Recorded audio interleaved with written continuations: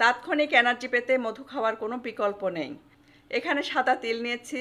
সাদা তিল কিন্তু আমি ভেজে নেইনি, না ভেজেই গ্রাইন্ডারে গুঁড়া করে নেব। সাদা তিলে প্রচুর পরিমাণে ক্যালসিয়াম আছে।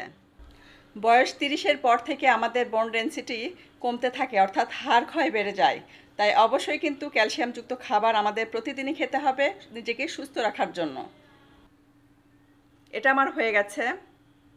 এখান থেকে 2 টেবিল চামচ গুঁড়া আমি গ্লাসে নিয়ে নিচ্ছি। জাল দিয়ে রাখা হালকা গরম দুধ দিচ্ছি। এর সাথে 1 চামচ মধু মিশিয়ে নিব। তারপর এটা খেয়ে নিব। যখনই মনে হয় আমার শরীরটা উইক মনে হচ্ছে কিংবা কাজে এনার্জি পাচ্ছি না, তখনই কিন্তু আমি এটা খাই।